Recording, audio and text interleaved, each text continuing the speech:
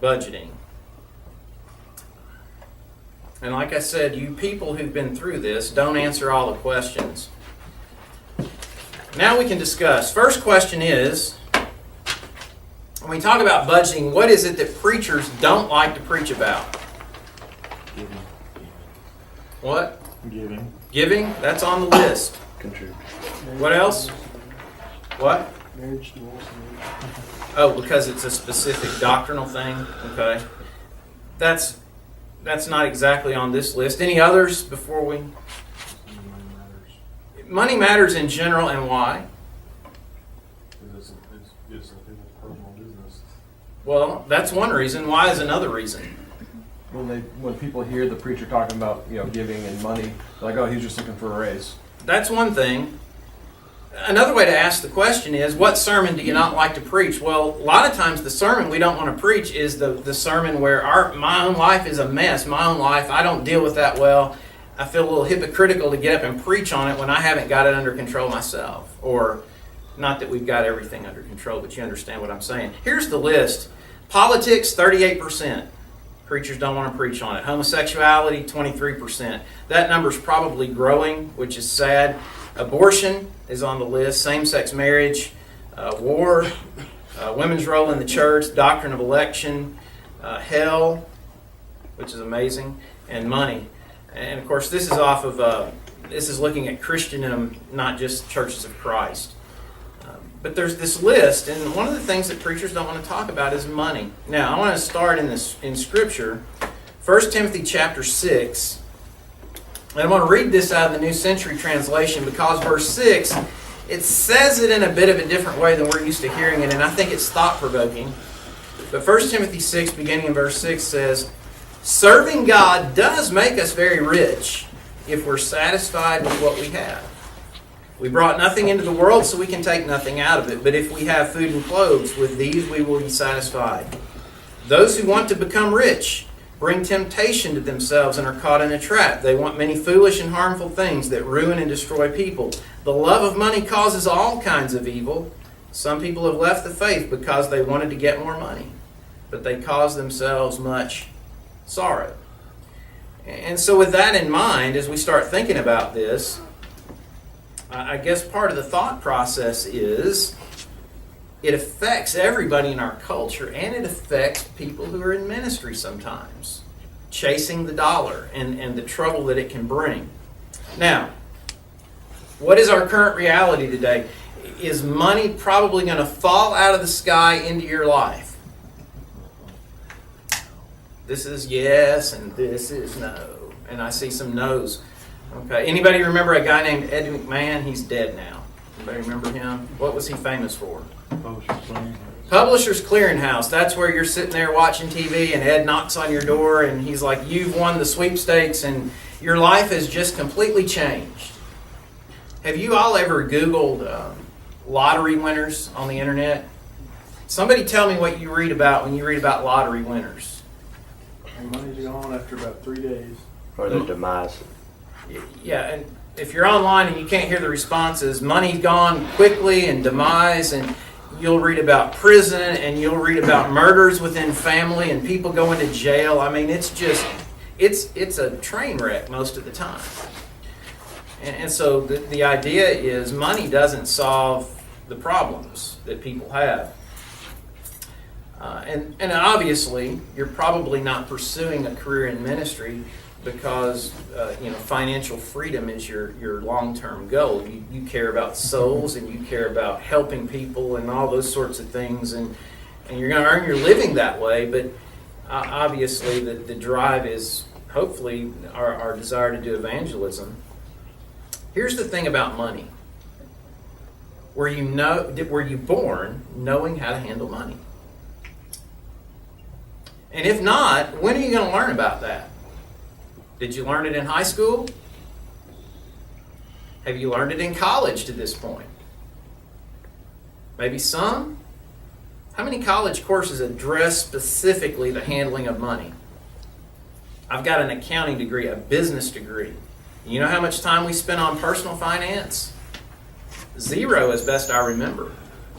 I learned a lot about how to handle other people's money, but they weren't there to teach me about how to handle my own. This is a little quote from Dave Ramsey's book, The Total Money Makeover, and the publication, this version was published in 2003. So the numbers may be a little out of date, but the quote still rings true. At the coffee pot one day, one of my leaders said, "We need to get this total money makeover process taught in college." Before she could graduate from a small Christian college, she was required to take a class on how to interview and hunt for a job. She said the class wasn't very hard academically, but its practical implications made it one of the most valuable classes she took in college. We go to school to learn to earn, we earn, and then have no idea what to do with the money. According to the Census Bureau, the average family in America last year made $40,816. Now, of course, these numbers are dated. Even if they have never gotten a raise, the average family will make over $2 million in a working lifetime, and we teach nothing about how to manage this money in most high schools and colleges. And that's very true. And so we're going to have all this money, and the question is, are we going to figure out how to best handle it? We've got to learn how to make our money behave. Now, somebody that maybe hasn't been through this specific thing, what is a budget? How would you define that? Way to try to be financially sound and provide, hey, you've got gas over here, hey, you've got other things that Okay. you want to provide for. That makes sense. Anybody It's a want? breakdown of what your bills are and what your income is and how what your income is going to pay each bill. Okay. It's a complete spreadsheet of what's coming in and what has to go out. I used the word spreadsheet. That's very good. I like that. John Maxwell said this: a budget is people telling their money where to go instead of wondering where it went. You ever had that feeling? Don't know where the money went. We had some money and now it's gone. Dave Ramsey said this. He said, "You have to make your money behave, and a written plan is the whip and chair for the money tamer." If you go to the circus and the lion tamer goes in the ring with the lion and everything goes normal, does that make the news? Doesn't make the news. What happens if the lion wins that night? It's big news, isn't it?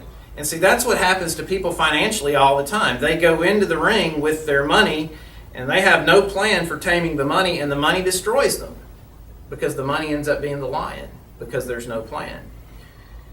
And so when you think about a budget, some people have a very negative connotation about what a budget is, but it's a roadmap for your money. It's a plan. You ought to think of it as a decision-making tool. And it'll bless you right now, because I can guarantee you, somebody that hasn't heard this presentation before, somebody in here is thinking, well, that sounds fine and good, but I don't have any money right now. I don't have any money, so why do I need a budget now? But what my statement to you would be is, if you'll go ahead and put in place the principle now while you have little, then that same principle will bless you later on when you have a lot. It just flat out will. 1 Timothy chapter 6, verse 17 begins this way. It says, "As for you, the rich in this present age." And you're going to preach this one day, and I hope you're beginning to think this way now. When you read a word in Scripture about people being rich, do you snap to attention or do you zone out? Because I'm not, you think I'm not rich. How do you approach that right now? Because our tendency is, the rich guy is the guy, who's got more than I do. If Bill's house is bigger than mine, Bill's the rich guy because Bill has more than I have. I'm not rich. I'm looking around at people that have more than me. And what we've got to do is arrive at a place here in our culture where we understand anytime the Bible says anything about the rich, we don't zone out. We snap to attention because we realize we are the richest of the rich. And we need to probably pay more close attention to whatever's being said right there than maybe what we were reading right before it, because he's trying to help us. That's how we ought to approach that. Why a budget? I'm going to give you 3 S words to maybe help you remember today's presentation.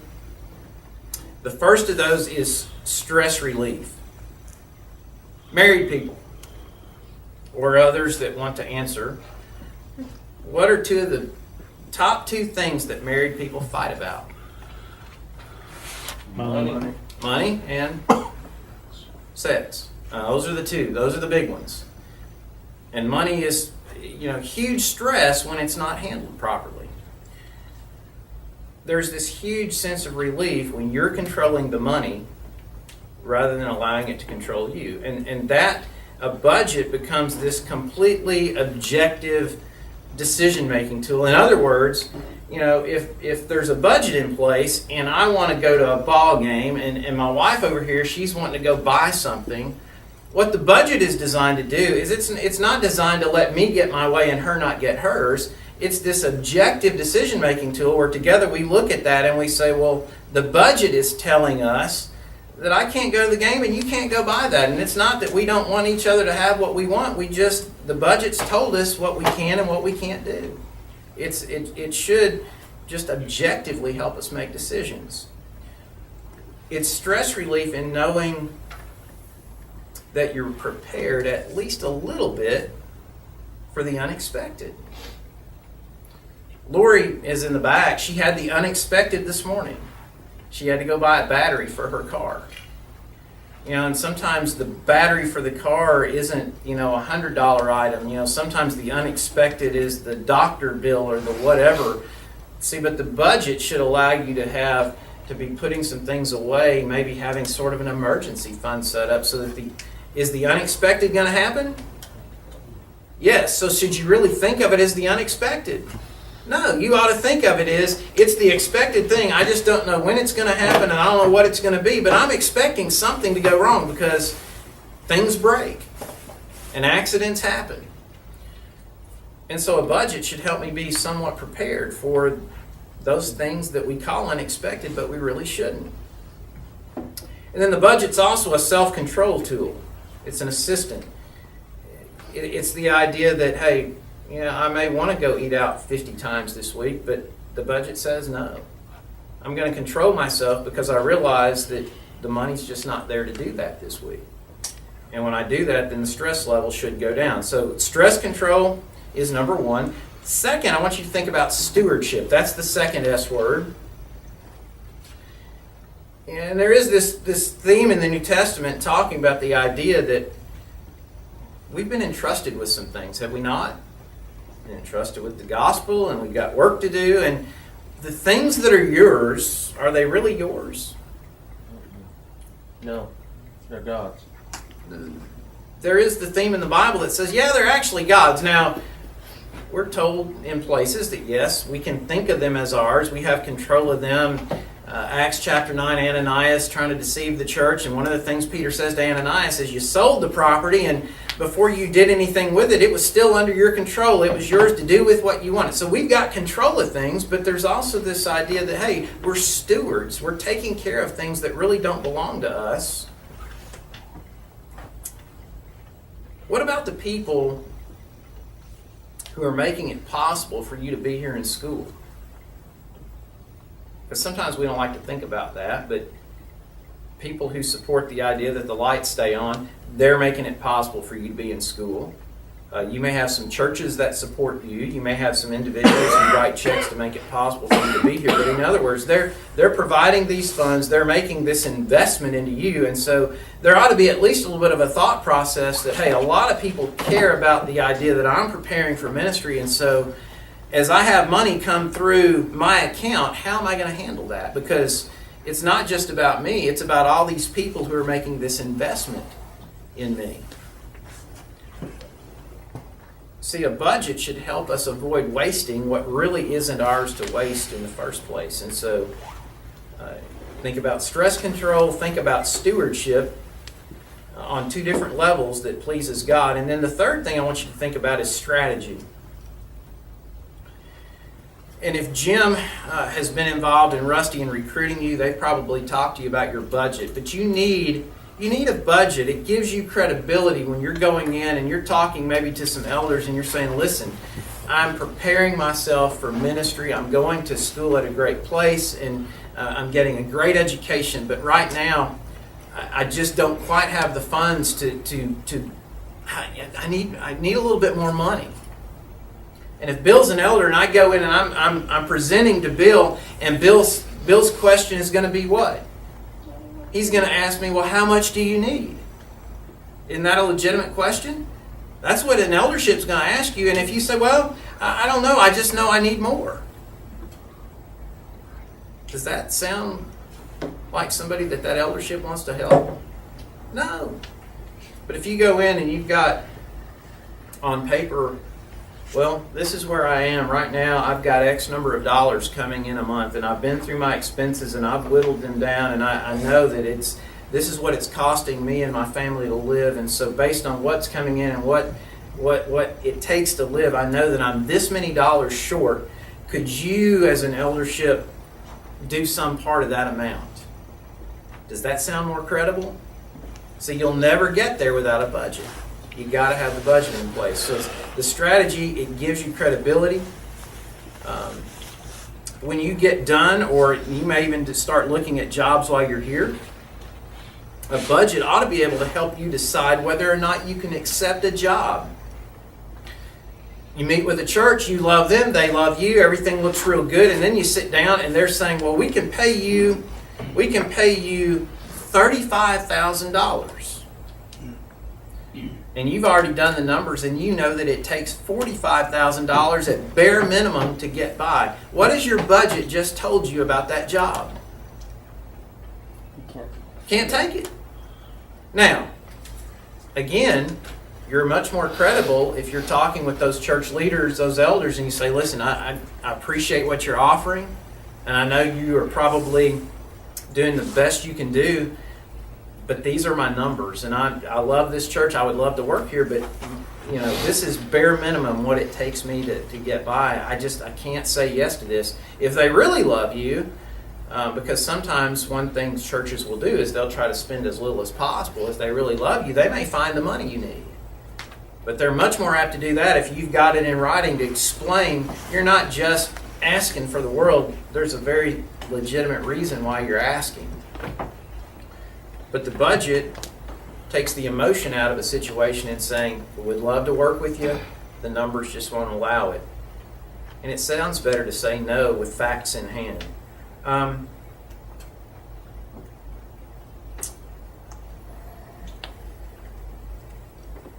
The other thing that the strategy-wise it allows you to do is it prevents you from saying yes to a job and assuming that the Lord is somehow going to fix the money thing. Man, I know we're $10,000 apart a year in what they're paying and what it takes to live, but God somehow, some way, I know you're going to make it happen. God blessed us with the ability to think and reason and look at things, and we need to depend on Him, and we need to have faith, but we also need to understand times when it makes sense to say yes and times to make when it makes sense to say no. How do you make a budget? Just a couple of quick things. Hannah mentioned a spreadsheet. Do you all use Excel yet? Does everybody use Excel? If Excel is foreign to you, or you could even look in Google Docs and use their spreadsheet situation, but you need to learn how to use one of those. You're going to need it in ministry somewhere along the way. If you want some help in that, come by my office. Some of us on campus that use it will sit down and show you how. It's not real hard to get started, but you're going to need it at some point. But use Excel, and in the top you put your revenues. I've got support coming from these churches. I work over here. You list all the things at the top that produce money, and you get a total. And then you start with your expenses. Some expenses are fixed. What would be a fixed expense? Truck payment. Is that a fixed expense? For That's temporary. a maybe fixed expense. What's a fixed expense? Mortgage, Your mortgage, your rent. Yeah, and you can change where you live. taxes. Taxes. Giving gas. Your stewardship back to God. God wants you to plan ahead on how you're. So that ought to be up there in the top. And I know based on what I'm making, this is what God's going to get. So those things, your utilities, if you got a utilities payment, those things that have to be paid, food, clothing, shelter. You got to keep the lights on, and clothing really kind of becomes somewhat optional if you've got the basics. And I guess on the truck payment, I'm just messing with you, but if my truck payment doesn't fit my budget, what could I do? I could find something else to drive if I had to. That's why I kind of think of that maybe as a variable expense.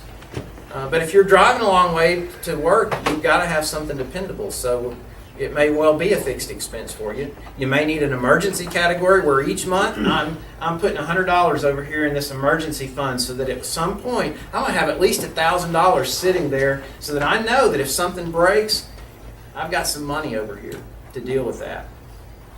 Savings, paying yourself, because that's really what savings is. You know, you pay the light bill, you pay the mortgage company, you pay this person. When we're going and putting things in savings, we're paying ourselves. And then we check the bottom line and we have our revenues and our expenses, and if they don't at least equal, then we gotta do work. And you can either earn more money or you can spend less, and that's how you balance a budget. I wish our government would learn that. Because it's sad. It's sad. And so those are some basics. But if you want a more detailed look, some more detailed time on that, see Jim, see me, see Pat Moon. Just talk to one of us. We'd be glad to work with you. But a budget will bless you in a bunch of different ways. And what it will do is it'll help you tame the lion. And the beauty of it is when your finances aren't dominating your every waking moment, I'm strung out and I'm worried and I'm troubled over finances. When those kinds of things aren't dominating every waking moment, it's a lot easier to keep our focus on what God really wants us to be focused on. I want to finish with a word out of 1 Timothy chapter 6, again, verses 17 and 18. Because again, we need to snap to attention on these things. Command those who are rich with things of this world, and that's us, not to be proud. Tell them to hope in God, not in their uncertain riches. God richly gives us everything to enjoy. Tell the rich people to do good, to be rich in doing good deeds, to be generous and ready to share. By doing that, they'll be saving a treasure for themselves as a strong foundation for the future. Then they will be able to have the life that is true life. I thank you for your attention today. Ryan, I believe you're going to close us in prayer.